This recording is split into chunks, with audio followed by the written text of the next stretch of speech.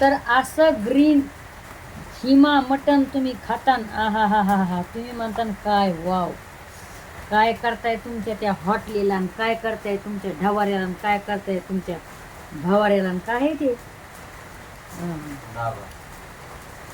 ते नाही का, क्वालिटी क्वांटिटी एकच नंबर. काय ती क्वालिटी क्वांटिटी काहीच नाही, त्याला नुसतं फळक फळक पाणी नुसतं. जसं काय लोक नाही का असे हात धुतात तसं.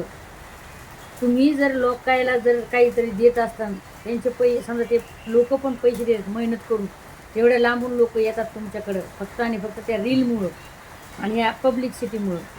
आणि तिथं येऊन सैन समजा जेवण एवढं भंगार, म्हणजे भंगार नाही म्हणावं जेवणाला, ते भेटत नसते. पण जर तुम्ही एवढी क्वांटिटी लोकाला वाईट देत असताना, घाण देत असताना, डबल मधात लय क्वांटिटी क्वालिटी एकच नंबर. काय सर्वे सर्वान काय होणार असतो सर्वे सर्वा, अरे. तर आपली भाजी एक नंबर झाली आहे. त्याच्यामुळे तुम्हाला सांगते, काय माहिती आहे का, अर्धा किलो आणायचं तिथे 1 किलो आणा घरी घरी. आणि घरी आणून मस्तपैकी बायकोला वड्यास बनवा लावा, आणि लेकरं बाळ छानपैकी कांदा लिंबू मस्तपैकी लेकराच्या ताटामध्ये चुरा, मटण टाका मस्तपैकी, त्यांना खाऊ घाला, तुम्ही पण खाऊ घाला.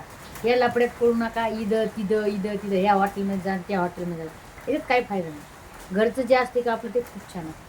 तर कसं झालं, याची पूर्ण रेसिपी तुम्हाला राहील संगीता अंकुश गायकवाड, आपलं सॉरी संगीता प्रोडक्शन यूट्यूबच्या चॅनलवर नक्कीच बघायला म्हणजे विसरू नका.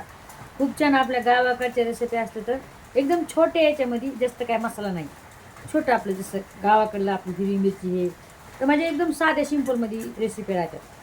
ते 1700 मसाला नाही आणि मला ते आवडत पण नाही. तर आता मस्तपैकी भाजी करलेली आहे.